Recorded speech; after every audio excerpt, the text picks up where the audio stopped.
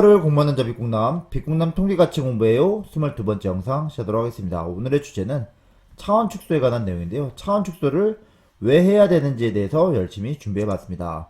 여러분들 앞선 빅국남 영상에서는요, 수학적인 의미에 대해서 벡터에 대해서 알아보고 차원의 의미에 대해서 알아봤습니다. 오늘은 방금 말씀드렸듯이 데이터 분석 차원에서 왜 해야 되는가에 좀 더 포커스를 맞추고 오늘 영상 열심히 준비했습니다. 여러분들 오늘 영상 열심히 준비했으니까요, 구독과 좋아요 꼭 클릭 부탁드리겠습니다. 그러면은 본격적으로 시작하도록 하겠습니다. 차원 축소를 왜 할까? 차원 축소라 하면 디멘전 리덕션, 그야말로 차원을 줄인다 그러는데, 먼저 차원의 의미에 대해서 다시 한번 알아보겠습니다. 디멘전, 차원이라는 건 무엇일까? 차원이라는 하면 데이터 분석에서 사용되는 어떤 분석을 하기 위해서 원인 변수에 해당하는 피처라고 그러는데, 피처의 개수를 우리는 차원이라고 합니다. 그러면은 차원을 축소한다는, 리덕션 한다는 거의 의미는 사용되는 변수의 개수를 줄인다는 겁니다. 그러니까 요인이 많을 때 그 일부 요인을 줄여서 본다는 의미가 차원 축소인데, 그럼 이게 왜 할까? 차원 축소를 어떻게 해야 될까? 뭐 이런 왜 할까가 좀 더 오늘의 포커스가 맞추고 간다고 말씀드렸었죠.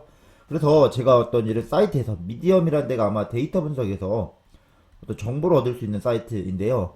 여기서 이런 그림을 아마 찾아봤습니다.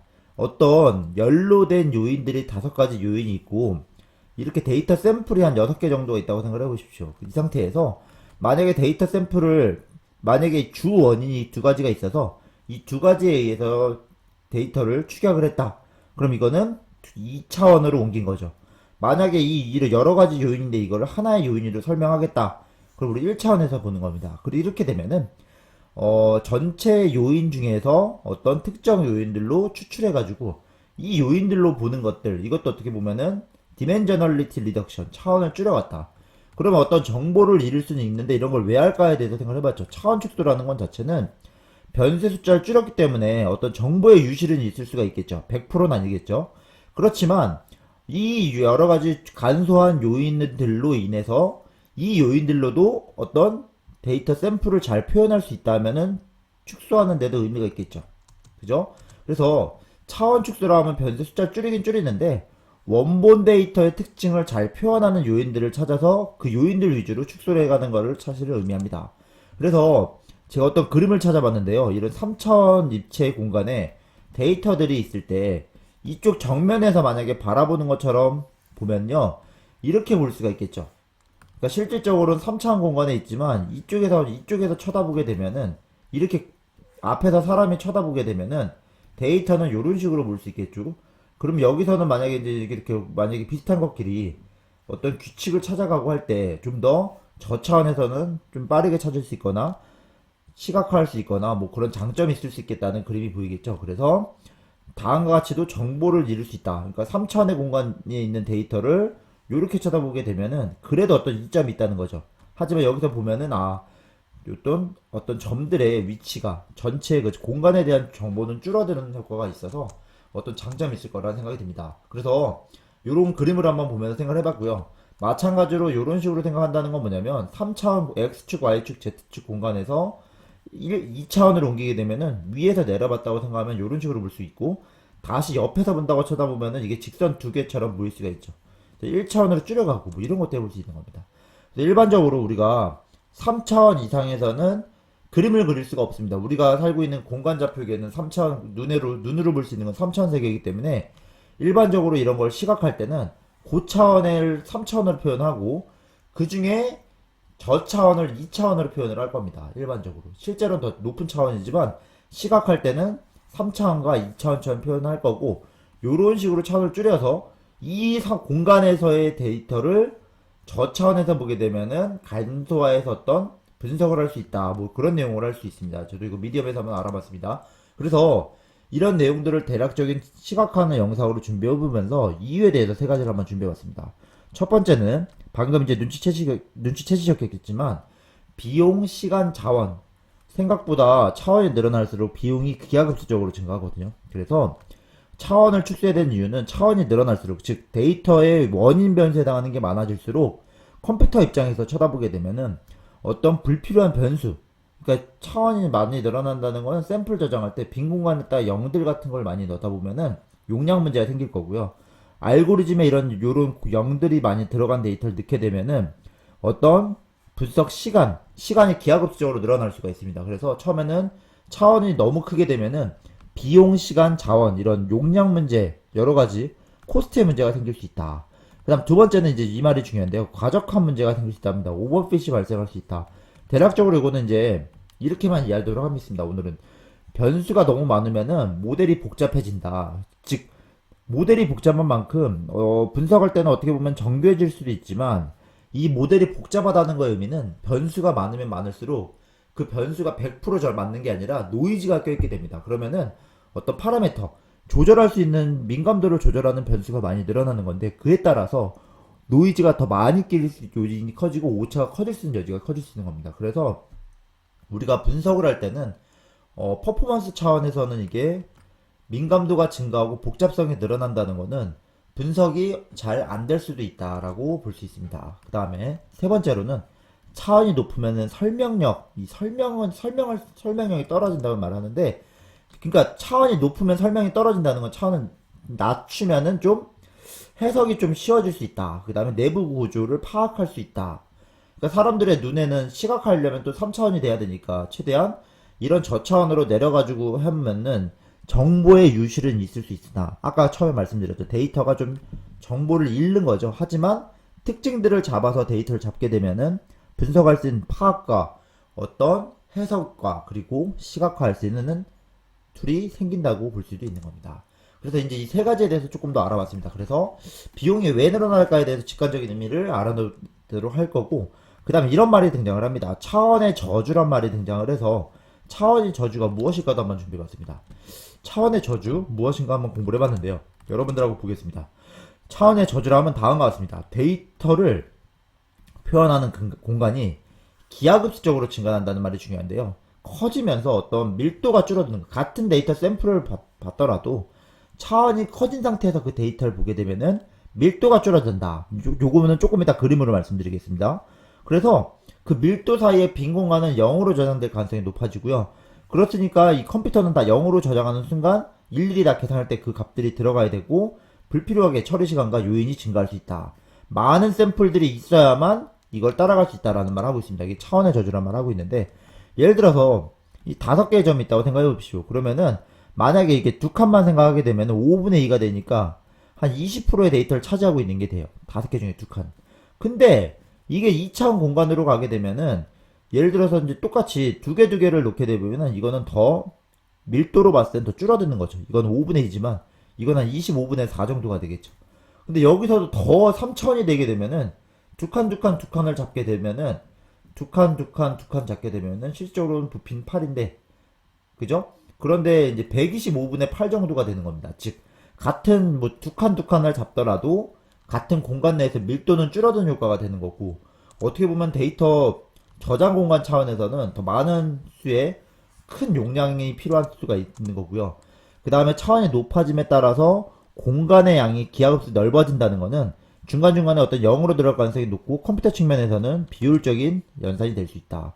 그래서 군집 분석 이런 거 알고리즘 분석을 위해서는 예를 들어 되게 복잡한 고천, 지금 눈으로는 1000포지션이라 나오는 이유가 10칸이면 1000개의 공간이 필요하고, 여기서 이제 어떤 군집을 분석하려고 구분해내는 작업을 할 거면은 이 빈 공간들도 다 0으로 메꿔진다고 생각하면은 되게 복잡하고 오래 걸릴 수 있고 비용이 많이 들 수 있다. 그런데 이거를 프로젝션 시킨다고 하긴 하는데 위에서 내려다 보면은 이렇게 간수할 수가 있고, 이 상태에서 군집을 파악하게 되면은 이런 식으로 파악하면 10개 이쪽으로 좀 포지션이 줄어든다. 100개라 그러네요.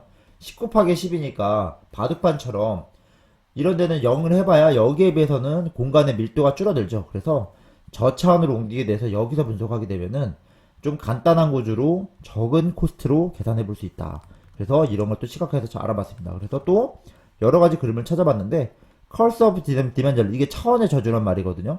차원의 저주란 말이 나오고, 이런 식으로 점들이 차원이 높아짐에 따라 밀도가 공간이 높아지기 때문에 거기서의 어떤 공간과 공간 간의 거리는 멀어지는 효과가 난다. 그래서 공간의 부피가 어쨌든 늘어난다는 게 되는 거고, 계산하는 차원에서는 좀 더 어려워진다라고 볼 수가 있습니다. 그 그 다음에 두 번째 이유에 대해서 다시 한번 확인해 보겠습니다. 방금 아까 과적합에 대해서 말씀드렸고 민감도가 증가한다고 말씀을 드렸는데요. 이제 여기다 공부하다 보면은 이런 말이 나옵니다. 오버핏, 과적합, 그 다음 뭐 과소적합 뭐 이런 게 나오는데요. 여기 보다 보면은 우리가 이제 데이터를 봤을 때 다음과 같이 이런 분포들이 있다고 생각을 해봅니다. 그럼 우리 눈으로 봤을 때는 이런 동그라미가 중간중간에 껴있지만 전체적인 추세? 트렌드를 봤을 때는 이런 식으로 구분이 된다고 볼 수 있겠죠. 근데 만약에 너무 단순화해서 데이터가 작아서 너무 단순화해서 보면은 그냥 별들이 아래 많으니까 그냥 아래로 오게 됩니다. 그러면은 이런 별들이 봤을 때 아무런 규칙성이 없게 돼요. 이 정도로 잡게 되면. 그러니까 이거는 하이어 베이스 편향이 생길 수 있다는 거는 뭐냐면 이런 점들을 봤을 때는 별들이 많이 있는데 이거를 다 동그라미 만약 이렇게 구분을 하게 되면은 이 많은 점들이 다 동그라미처럼 보일 수가 있다. 편향될 수 있다라고 볼 수 있는 거고요. 근데 너무 오버핏한다 이러면은 편향이 생기진 않아요. 너무 이렇게 잡게 되면 정확히 별을 따내긴 했죠. 그런데 데이터 분석 차원에서는 이 복잡합니다. 이 경계가 너무 복잡하기 때문에 이런 복잡한 문제를 풀다 보면은 여기서 문제가 생길 수가 있어요. 이런 걸 조절하는 파라미터가 필요하고 그럴수록 에러가 많이 발생할 수 있다. 노이즈, 잡음이 많이 낄 수 있다. 그러면은 적당한 수준에서 이 정도 찾는 게 중요한 부분이고 차원이 높아질수록 오버핏 문제가 발생할 수 있다고 합니다. 하이 베리언스란 말이 나오죠. 그러니까 이런 복잡성에 의해서 어떤 분포의 베리언스, 그 분산, 노이즈가 많이 끼게 될 수 있고 그 상태에서 문제가 생길 수 있다. 그래서 일반화, 제너럴라이제이션 할 거는 규칙을 찾고 예측을 해야 되는데 오버핏이면은 이거를 문제가 효율적으로 계산할 수가 없다. 그래서 찾아보면은 뭐 IBM에서 찾아봤는데요. 이런 식으로 그림을 할 때 처음에는 에러가 줄어듭니다.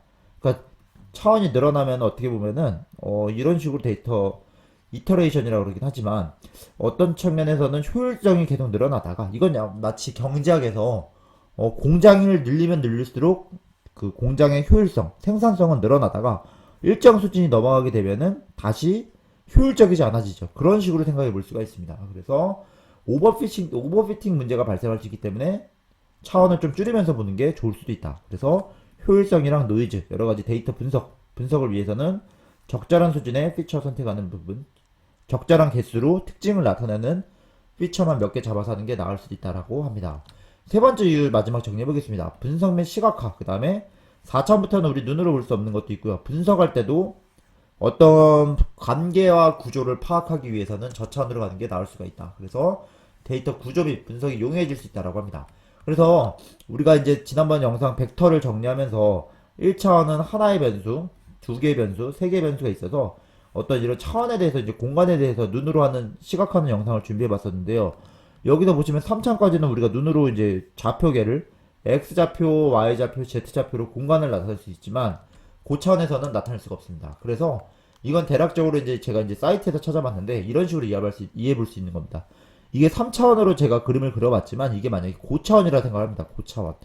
뭐 10차원, 20차원, 30차원 그런 분포가 있는데 이거를 이런 점들로 어떤 2차원에다가 그림을 옮기거나 뭐 3차원으로 옮기거나 이렇게 나타내게 되면은 눈으로도 이런 식으로 분포가 군집이 되어 있고 위에서 내려다보면은 이런 식으로 될 수 있구나. 그러니까 이건 옆에서 본 모습, 뭐 위에서 내려다본 모습 등등을 해서 우리가 저차원으로 와서 내부 관계 이런 군집성이 있는 거를 파악을 하고 여러 가지 사람이 판단할 수 있도록 시각화도 가능해진다 이럽니다. 그래서 차원 축소를 해야 되는 이유는 첫 번째 비용 문제, 용량 문제 뭐 이런 그 코스트적인 측면이 있고 두 번째는 데이터의 효율성, 오버핏 모델이 복잡해지면서 정교해지긴 하지만 변수의 증가에 따라서 민감도가 커지고 오차가 커질 수 있는 여지가 커진다. 되게 너무 정교하니까 이런 노이즈가 많이 이런 데서 경계에서 어떤 문제가 생길 수 있는 여지가 커진다. 그래서 차원이 그다음 마지막으로는 차원이 높으면 설명력이 떨어진다는 얘기는 차원을 낮춰가지고 저 차원에서 시각화해서 좀 어떤 원인 관계라든지 분석을 할 수 있는 인투이션, 직관을 얻어보자. 뭐 이렇게 볼 수가 있을 것 같습니다. 그래서 오늘은 차원 축소를 왜 해야 되는지 세 가지에 대해서 정리를 해봤고 다음 영상에서는 어떤 차원 축소 기법, PCA 기법이라든지 그죠? 뭐 SVD 그죠? 그 다음에 뭐 LDA 뭐 이런 기법들이 나오더라고요. 그래서 이런 기법들을 나오는 내용들에 대해서 정리하기 전에 파이썬으로 2차원을 1차원으로 옮긴다는 의미가 무엇인지 PCA 기법을 할 때는 그런 내용들이 직관이 필요한 것 같습니다. 그래서 다음 영상에서는 조금 더 유익한 영상으로 여러분들하고 인사드리겠습니다. 긴 영상 끝까지 시청해주셔서 감사하고요. 다음 영상에서 인사드리겠습니다. 감사합니다.